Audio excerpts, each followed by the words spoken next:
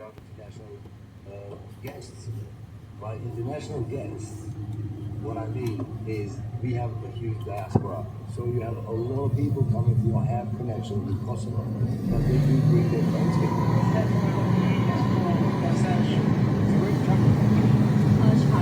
And why did you come? Yeah, honestly, people here are so nice and like welcoming. So I think that, yeah, I would say I told my friends before that they should come. And then the nightlife, of course, too, is so nice. So, yeah. The European nightlife, you should come to Pristina. Dougie also explained how organisers managed to book such a star-studded lineup. In the beginning, it was much harder. So we are very thankful to our friends. For example, Calvin Harris and Miley Cyrus. We did something. This summer, I'll tell you what, I'm headlining the Sunstroke Festival, which took across the Make it possible. We're gonna go to Kosovo with the Queen of Kosovo. Yeah. We really do punch way above our weight when it comes to the lineup. When I talk to the artists, I say like, right, you might not have the tequila that you want on your rider, but trust me, you're gonna have like the best equipment. We shared this story on our Facebook page. Search for BBC World Service to find us there, and it's reached more than 450,000 of you, with many thousands of likes, shares and comments.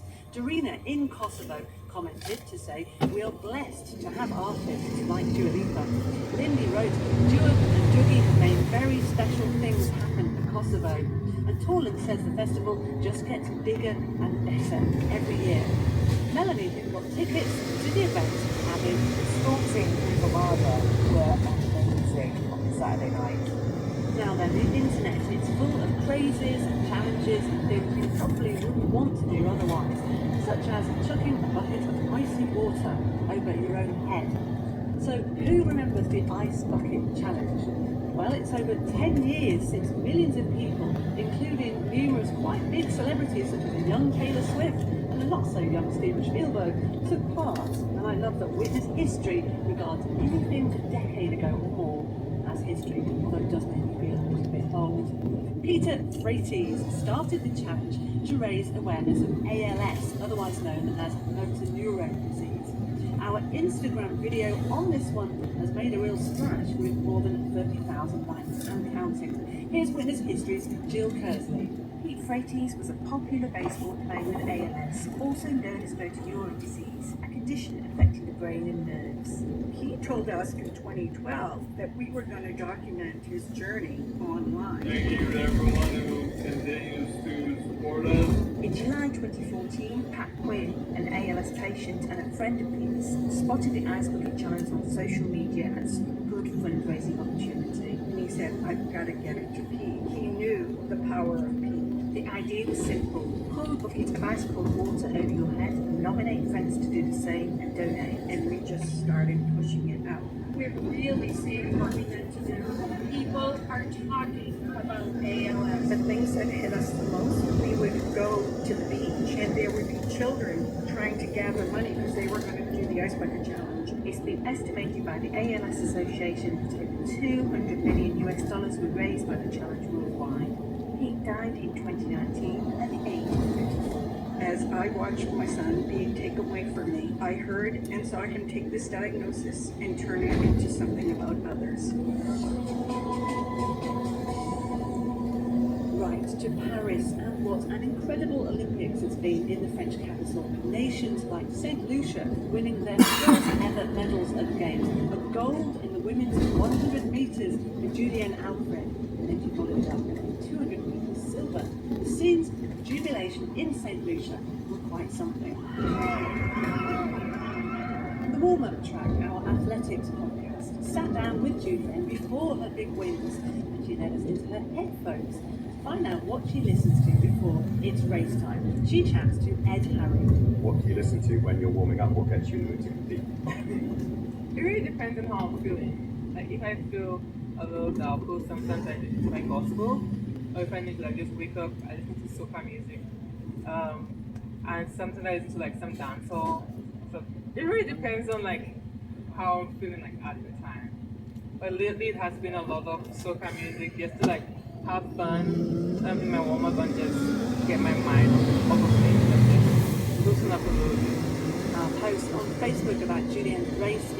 history books? Well, it got 200,000 of you interested. Nada says, congrats from straight out of Jamaica.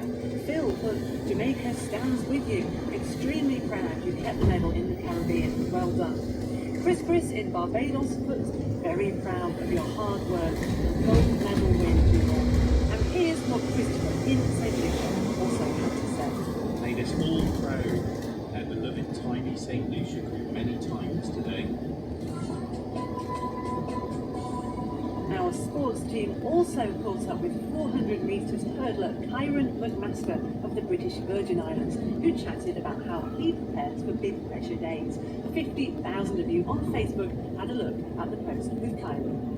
We're speaking to a beautiful city in Europe, maybe not before me, but the day after. Can you kind of almost sort of smell the roses as you go around all this? It's crazy enough that you said that, because reason being, once we get I feel every walk linked to the smell of pressure. That's weed on my legs. That's what's the word I'm looking for? That's stress on the body or whatever it is. Once the season starts and I'm on a circuit and I'm racing, I'm locked in. So and the race, back to the hotel room, flush the body, get prepared for the next race, making sure we get a rest.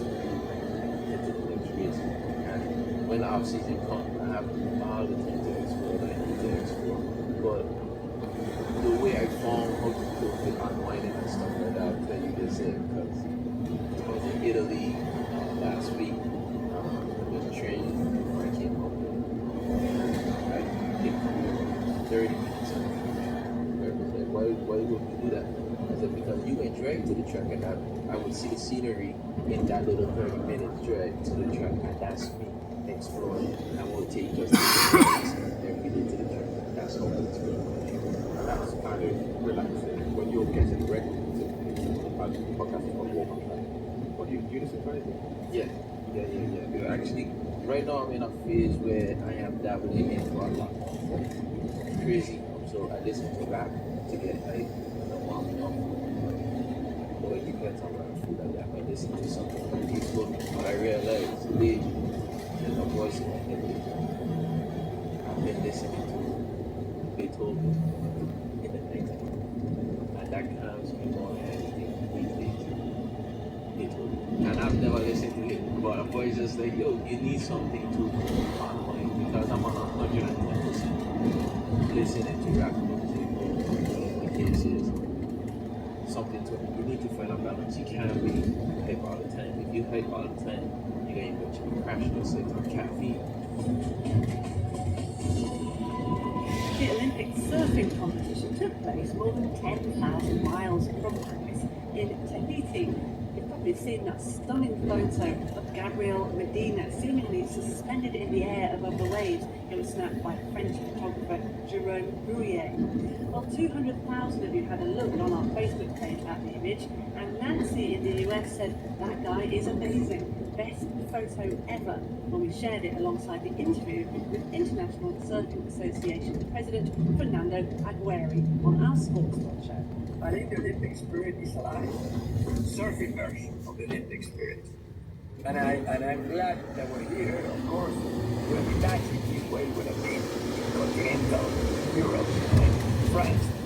But unfortunately, this time of the year, July, August, a good way to places like Portugal in southwest France. Yes, tell us about the famous Haitian surf spot then. Yeah.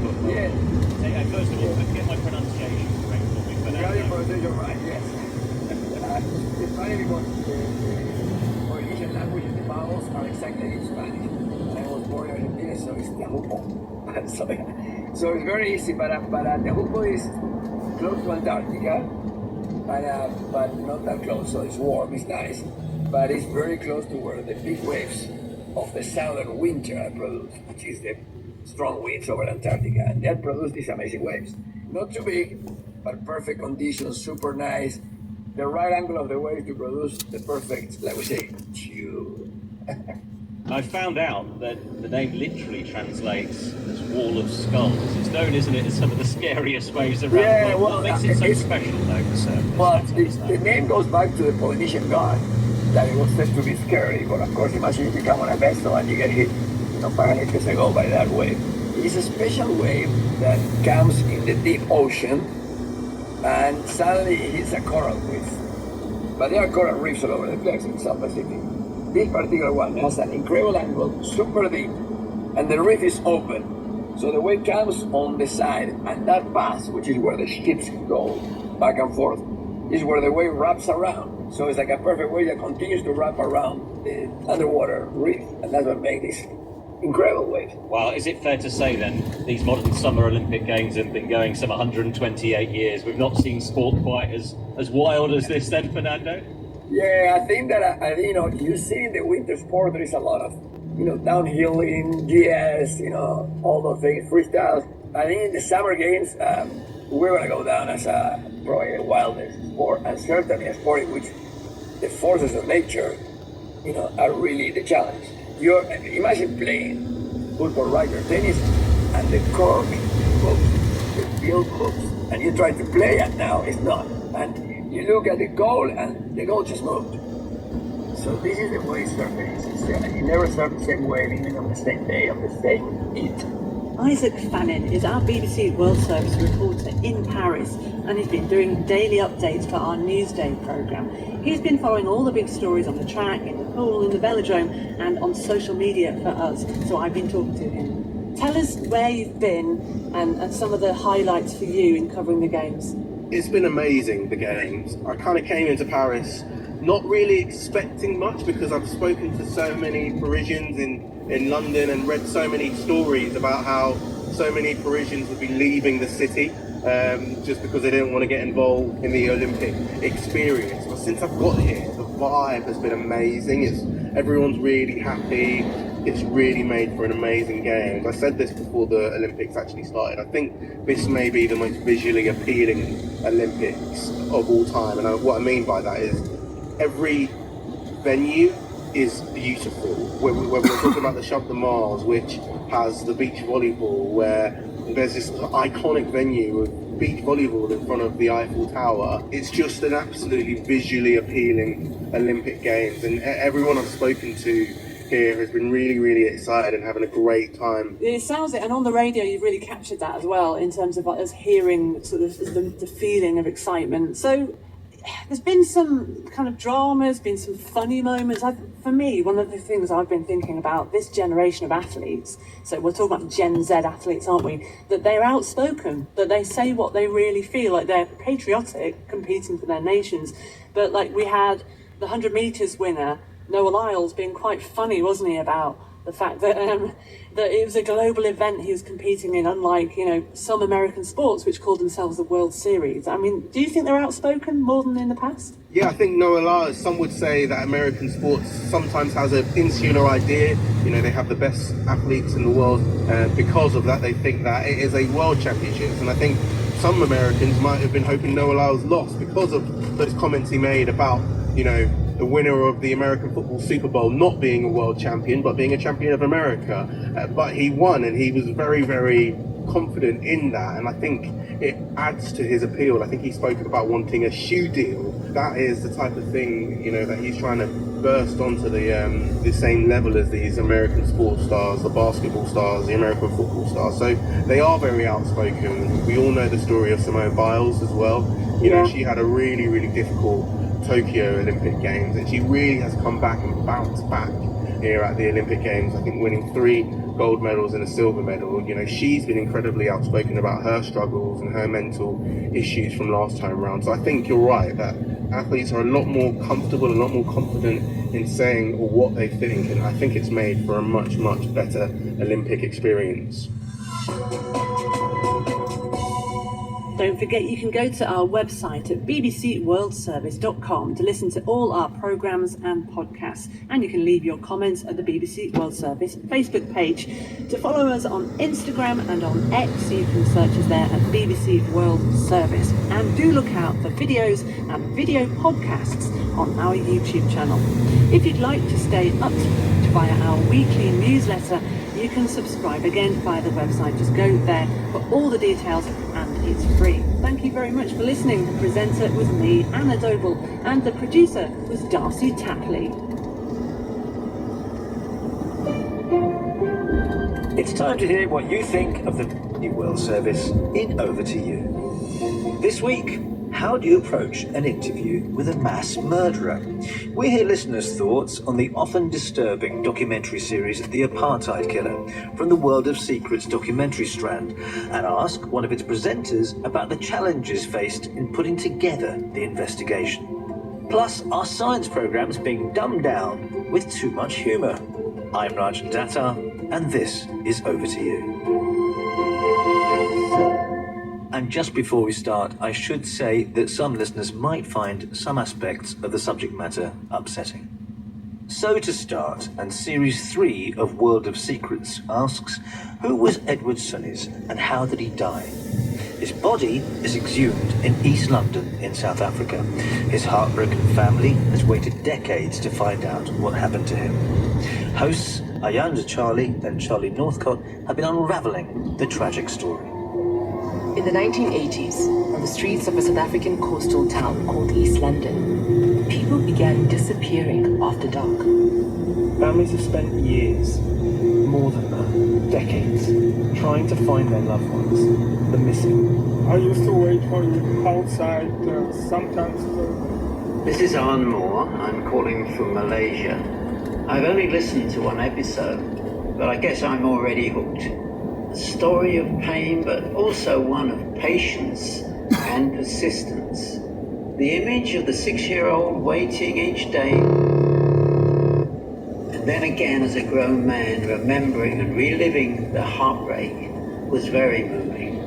I must congratulate the presenters or the writers in creating a picture in the mind of the father, the poor missing Edward. I saw the yellow excavators and the weather conditions, the men in white standing around.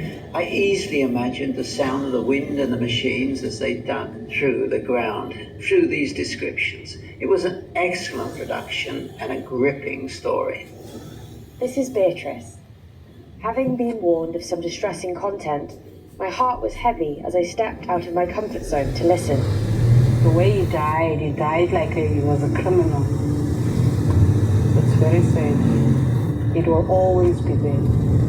When they told me my father died, I was scared and angry because that's my father. I always feel as if I have travelled to South Africa, so vivid were the scenes. My eyes have been opened. The heartless indifference following needless tragedies is heartbreaking with no accountability. This is a theme in the series. The historical context is very interesting, but the complexity of human nature perhaps even more so. Yes, fact can be stranger than fiction. Well, joining me now in our London studio is producer and co-presenter Charlie Northcott. Let's start with this, Charlie. What's the World of Secrets editorial brief? So World of Secrets has been set up fairly recently to carry out global investigations on behalf of the BBC, and the goal of that is essentially to expose wrongdoing, criminal, corruption, whatever it may be, that has been overlooked and neglected. Often these are stories where the state or the police has failed to do their jobs, and journalism as the kind of fourth estate has to step forward to try and do something about it.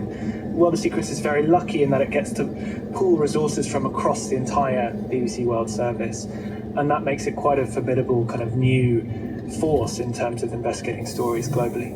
And this particular season? This series was about a phenomenon which is quite unusual in South Africa, which is all these individuals who took part in atrocities during apartheid, who killed many, many people. Many of them are free from prison. They're out there somewhere.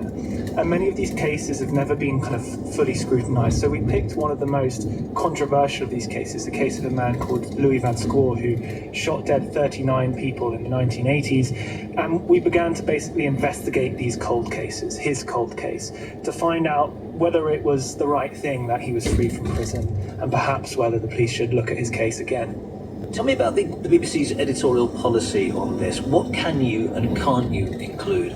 We have rules within the BBC around harm and offence, we call it, which is essentially to protect the public from some of the horrors that we get exposed to doing the raw journalism. But at the same time, we have a duty, I think, to try and publish things that are in the public interest, that the public need to know. And so we've got to try and help the audience understand precisely what happened. And sometimes that does involve people hearing things that are quite unpleasant. But at the same time, we can't be gratuitous, we can't be sensationalist. And a good example of this might be, there were photographs of the crime scenes, some of which were absolutely horrendous to look at. There wouldn't be any reason for us to give a kind of really graphic description of what's in those photographs, but it's important that people know they exist. You do say, I think in the first programme, that this was 4 years in the making. So just give me some background behind the production then.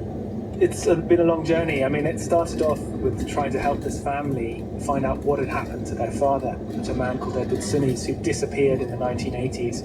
And in piecing together his story, we began to peel apart a much bigger story of a mass killer who had been freed from prison and who had more than 30 killings labelled as justifiable homicides by the South African police to this day. And we began to analyse those killings and to ask the question of whether they truly were justified. One of the key elements of that, and one of the most challenging, was interviewing extensively the killer himself. We spent much time during those 4 years sitting down with him and scrutinising him about his actions, and one of our goals was to sort of bring him out of his shell. But Van Schoor has also died. The police are going to continue investigating in spite of that, but it just sort of raises the importance really of trying to scrutinise apartheid-era crimes before it's too late, before these kinds of individuals die. Charlie Northcott and everybody who contributed, thank you very much indeed. So, what else have you been writing about? Well, Roger Cork in Oxfordshire in the UK has sent us his thoughts on one genre of programming. I've just been listening to a World Service science programme I hadn't heard before. It's called Unexpected Elements. Unfortunately, there was one element in the programme that was far from unexpected. It adopted the same tone that every BBC radio science programme adopts, talking down to its audience as though we're 5-year-olds. The presenters inflict their feeble jokes on us, and there's a bouncy lilt to their voices. Like this.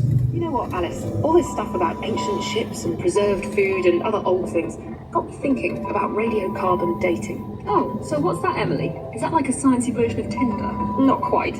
It's a clever technique that scientists can use to establish the age of really old stuff. Oh, like my car. Do me a favour. It's as though the BBC Science Unit thinks we won't be able to cope with detailed explanations about cutting-edge science unless they treat listeners like small children, speaking in words of one syllable and attracting our attention with humour. The BBC doesn't adopt this tone in programmes involving sport, the arts, natural history or politics. Why does it do with science? So, do you agree or disagree with what Roger has to say? Does he have a fair point? Or do often complex science subjects require explaining in simple terms? And is humour a good or bad thing, do you think? Do get in touch with your thoughts. We'll gather together any comments we get before giving the BBC Science Unit and its presenters an opportunity to respond. You can email overtoyou@bbc.co.uk, or you can tweet @overtoyoubbc. In the next few weeks, we plan to air your feedback on a recent edition of Assignment called A Slogan and a Lamb. Tim Hewell takes a journey through the contested land between the River Jordan and the Mediterranean Sea. It's perhaps the most argued over in the world. So do get in touch with your critique and feedback. I'm Rajan Datta, the producer is Howard Shannon, and we'll be back with more of your feedback at the same time next week. This is the BBC World Service with Harry Wallen, looking at a big threat to one of the world's most popular fruits. Can you imagine a world without bananas? A fungus killing the plants of the classic yellow banana is putting its future at risk. We will find innovative solutions for sustainable banana production. Going bananas, Tuesday at 14 and 21 GMT.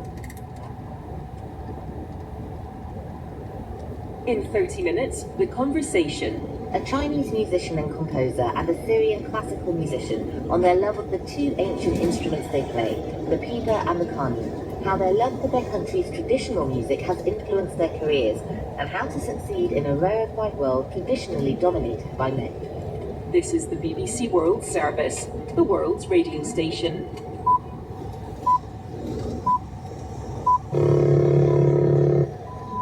It's 3 o'clock GMT. I'm Jackie Leonard, and this is the newsroom from the BBC World Service. These were sensational Olympic Games from start to finish. The Paris Olympic Games have closed with a spectacular ceremony. In Greece, thousands of people near the capital Athens have been ordered to evacuate as wildfires rage in the area. The wildfire is really huge and is uncontrollable right now. Behind it, all the olive groves and all the olives are burned. Columns of Ukrainian armoured vehicles have been seen moving towards the Russian border as Kiev presses on with its offensive in the Kursk region. And the opposition in Venezuela has called for worldwide protests this weekend to support its claim of victory in the recent presidential election. This Saturday, August the 17th, we're going to take to the streets of Venezuela. All here on the newsroom from the BBC World Service in London. We'll begin with a news bulletin. Hello, I'm Neil Nunes with the BBC News. The Paris Olympic Games have officially ended with a spectacular closing ceremony. The Olympic flag was handed over to the mayor of Los Angeles, where the Games will be held in 4 years' time.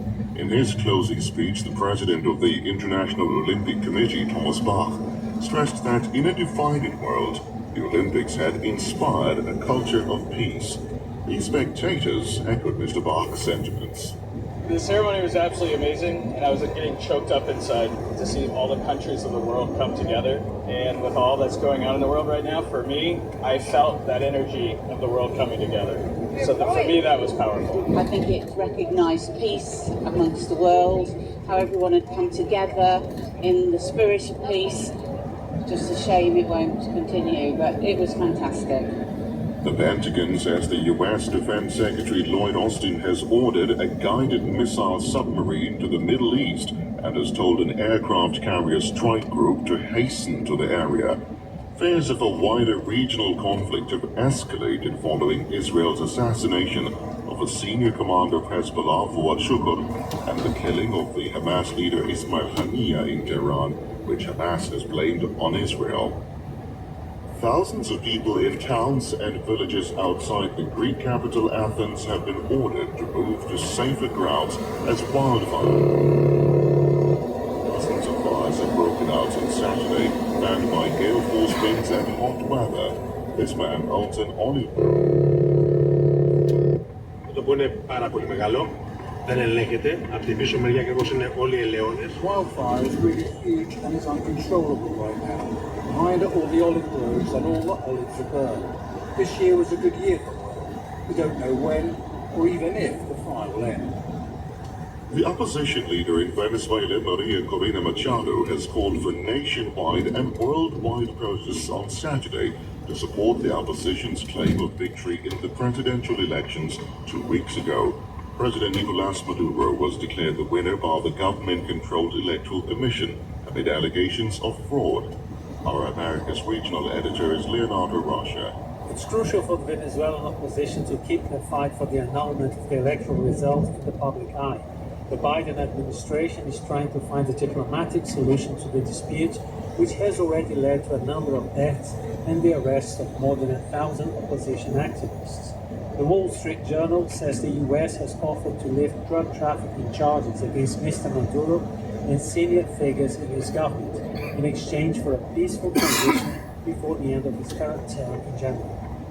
This is the latest world news from the BBC. Today marks the 75th anniversary of the Geneva Conventions. Drafted just after the Second World War, the conventions are a set of rules for military forces and are designed to protect civilians, the wounded, and prisoners of war. But with violations of the conventions being reported in many active conflicts worldwide today, the guardian of the conventions, the International Committee of the Red Cross, is appealing to countries to recommit to their basic principles. Mirjana Spoljaric is its president. I want everyone involved in armed conflict to uphold the respect for international humanitarian law, to protect humanity and to never lose the possibility to come back to the negotiation table. Winning a war at all costs works against the spirit of containing suffering. A new report by the International Labour Organization suggests global youth unemployment is at its lowest level for 15 years. However, according to the UN agency, not all regions have recovered from the impact of COVID-19. It says that for young people in Arab states, East Asia, Southeast Asia, and in the Pacific, youth unemployment rates were higher last year than in 2019. Local authorities in China's Jiangsu province say 6 people have died after a lightning strike caused a park pavilion to collapse in the city of Changzhou. 10 of the people who had been sheltering from the rain in the pavilion were injured. Tropical storm Maria has made landfall in the northeast of Japan's main island of Honshu, dumping a month's worth of rain in a day in some areas. The storm forced the cancellation of dozens of flights and trains. Residents have been told to be ready to evacuate because of potential landslides and flooding. BBC News. Hello, I'm Jackie Leonard, and you're listening to the newsroom from the BBC World Service. Paris has been extinguished and the Olympic Games 2024 are over. After 16 days of sporting excellence and drama, a striking closing ceremony featured a sparkling golden figure of a space traveller, a multitude of dancers and musicians. Oh, and the movie star, Tom for the Stade de France to pick up the flag on behalf of Los Angeles, which will host the 2028 Games. Anna Murphy. Sunset over Paris, the ceremony began with a performance of Sous le ciel de Paris, Under the Paris Sky. Sous le ciel de Paris s'envole une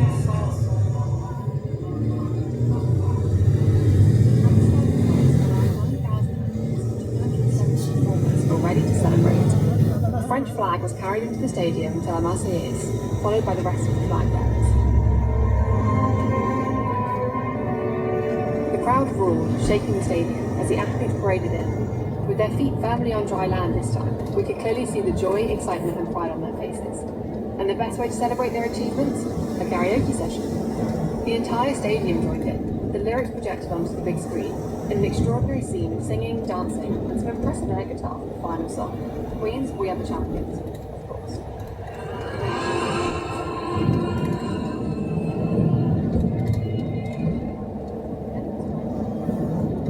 Spacecraft joined by dancers and actors dressed as aliens. They danced, climbed, and flipped around the rings as they helped to get them into position for the image of the night, golden rings hanging over the Stade de France.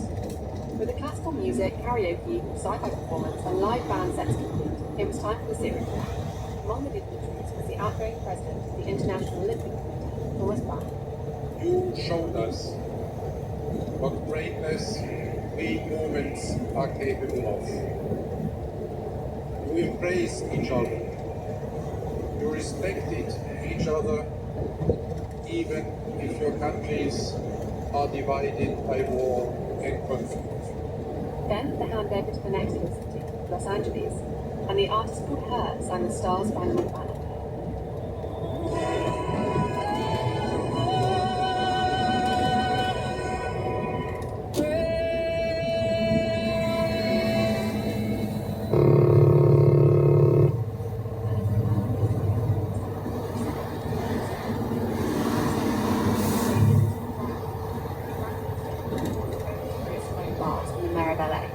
To the Olympic flag, and then he was off, riding a motorbike through the streets of Paris to board a helicopter and begin the flying journey to Los Angeles, where the famous Hollywood sign now sported the Olympic rings. Showbiz, they got it. That was Anna Murphy. Hong Kong's top court has dismissed the bid to overturn the convictions of former media tycoon Jimmy Lai, the founder of the pro-democracy newspaper Apple Daily, and 7 former legislators. They were convicted in relation to an unauthorised assembly in 2019 during anti-government protests. Martin Yip joins us now from Hong Kong. And first of all, Martin, tell us a bit more about who these people were and why they were convicted. So these people, to begin with, we have quite a number of well-known pro-democracy figures in Hong Kong. That includes the former media tycoon, the founder of Apple Daily and the next media group, Jimmy Lai, who is in jail at the moment for other charges. And we also have veteran Democrats, legislators and barristers, including Martin Lee, Margaret Ng, as well as Sito, Long Hai Leung Kwok Ho, all these well-known pro-democracy legislators who are involved in this case, and they were charged for this assembly that took place on the 18th of August 2019. They were initially charged with 2 charges, organizing the unauthorized assembly as well as taking part in the assembly. So eventually they got they had the Court of Appeal of the High Court quashing out the part of them organizing the assembly, but the bit about taking part in the assembly was upheld, so they brought this case further to the top court, the Court of Final Appeal, and today we have this verdict upholding the earlier conviction that they have been taking part in